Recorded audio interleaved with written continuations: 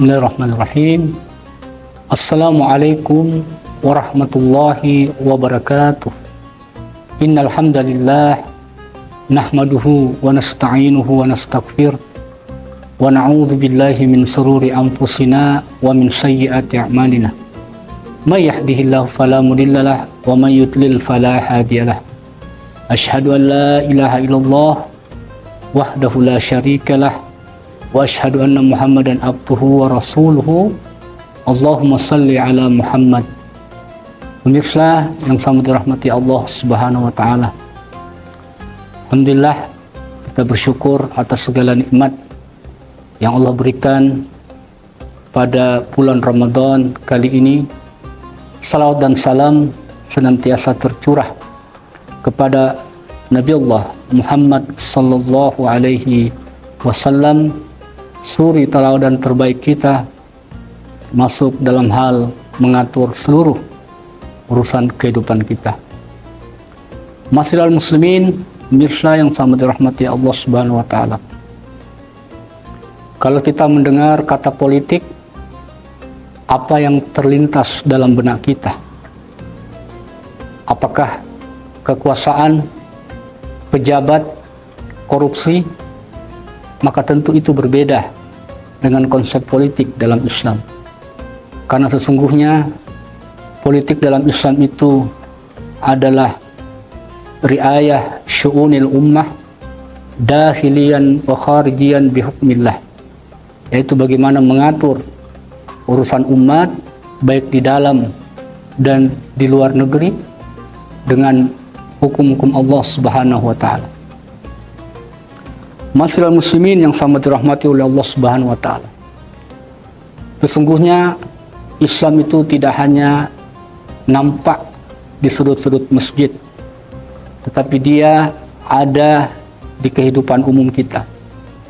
Dia mengatur tentang ekonomi, muamalah, pendidikan, termasuk tentu bagaimana konsep politik yang benar dalam pandangan syariat. Dan agama Islam itu tidak sempit dalam melihat kehidupan. Dalam firman Allah Subhanahu wa taala, Quran surah Al-Maidah, Allah Subhanahu wa taala kemudian berfirman, "Fahkum bainahum bima anzalallah."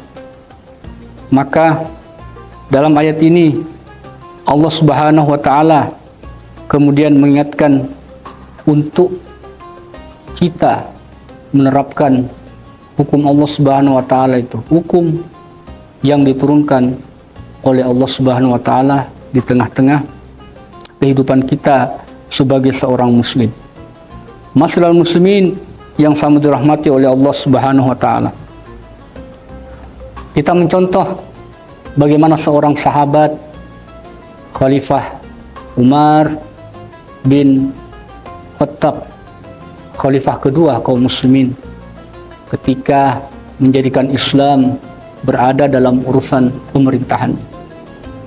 Dia begitu sangat peduli dengan rakyatnya, hingga suatu waktu beliau keliling di kota Madinah dan mendapati seorang ibu bersama anaknya kelaparan, dan untuk mendiamkan sang anak, sang ibu kemudian hanya memasak batu seolah-olah itu makanan yang bisa dinikmati oleh anaknya. Kemudian Umar merasa seperti tidak peduli, seperti dia bukan seorang pemimpin yang peduli dengan rakyat. Akhirnya dengan sigap Khalifah Umar kemudian memikul sendiri gandum di pundaknya. Lantas sang ajudannya mengatakan, "Biarkan saya, ya Khalifah," yang memikulnya. Lantas kemudian Khalifah Umar bertanya, "Apakah engkau kelak akan memikul dosaku di kemudian hari?" Inilah satu bentuk kepedulian seorang pemimpin pada rakyatnya yang kemudian diatur secara baik oleh Islam.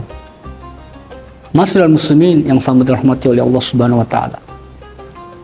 Pada hari ini juga kita menyaksikan bagaimana masyarakat mengalami kesempitan hidup, harga-harga kebutuhan naik, petani merasakan bagaimana mereka panen raya, tetapi justru yang terjadi adalah impor.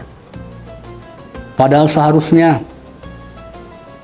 ada kebijakan yang bisa memihak mereka, menjadikan mereka bisa sejahtera, menjadikan mereka merasakan hasil dari panennya, bukan malah menjadikan mereka adalah orang-orang yang kemudian harus mengurut dada, harus kemudian merasa mereka tidak dianggap lagi sebagai seorang petani. Ma'asyiral muslimin yang sama dirahmati oleh Allah Subhanahu wa taala. Maka dari itu kita mengingat salah satu hadis Nabi sallallahu alaihi wasallam. Beliau kemudian bersabda, al-imamu junnah, al-imamun ra'in, bahwasanya imam itu adalah pengurus urusan rakyatnya, wa huwa mas'ulun ar-ra'iyati, dan dia bertanggung jawab atas apa yang dipimpinnya. Hadis riwayat Muslim. Artinya keputusan politik itu harus berpihak pada kemaslahatan umat. Olehnya itu takwa sesungguhnya yang ingin kita bangun tidak hanya berhenti pada tataran pribadi saja, melainkan ketakwaan itu harus hadir dalam lingkungan kita, berawal dari kesadaran keimanan dan ingin menjadi masyarakat yang penuh dengan keberkahan, penuh ridho dari Allah Subhanahu wa taala. Maka ini kita harus bangun bersama-sama, yaitu nilai takwa yang kemudian membumi, yang kemudian kita tidak boleh mengabaikan hukum-hukum Allah Subhanahu wa taala, sehingga setiap kebijakan mesti berdasarkan syariat Allah Subhanahu wa taala. Ma'asyiral muslimin, pemirsa yang sama dirahmati oleh Allah Subhanahu wa taala. Olehnya itu, maka kita sebagai seorang muslim harus membangun pemahaman yang kafah, yang mendalam, yang solutif, dengan menjadikan Islam sebagai bagian dari kehidupan kita, sebagai solusi atas seluruh persoalan kita. Kita bangun kesadaran di keluarga kita, di lingkungan kita. Kita mendukung orang-orang yang senantiasa memperjuangkan bagaimana syariat itu hadir dalam hal pengambilan kebijakan. Kemudian kita mendoakan penguasa kita agar mereka mau taat dan tunduk kepada aturan-aturan Allah Subhanahu wa taala. Olehnya itu, kesadaran ini haruslah kita bangun sebaik mungkin dengan takwa, karena sesungguhnya tidak cukup dengan kita sholat dan puasa, tetapi kita kemudian abai terhadap syariat Allah Subhanahu wa taala. Kita diam ketika syariat itu tidak menjadi bagian dari ketakwaan dan kehidupan kita. Kita tidak hanya melihat politik itu sekedar kekuasaan, tetapi dia adalah amanah yang kelak akan dimintai pertanggungjawaban oleh Allah Subhanahu wa taala. Demikian, semoga apa yang menjadi pelajaran atau hikmah dari bagaimana kita melihat politik dalam bingkai syariah bisa menjadikan kita semakin bersemangat untuk menjalaninya di hari-hari ini, dan semoga puasa kita diterima oleh Allah Subhanahu wa taala dan kita menjadi insan kamil yang bertakwa dengan baik dan tidak hanya berhenti pada tataran individu, tetapi bagaimana membentuk sebuah kesadaran untuk kembali kepada hukum-hukum Allah Subhanahu wa taala. Demikian, billahi taufik wal hidayah. Wassalamualaikum warahmatullahi wabarakatuh.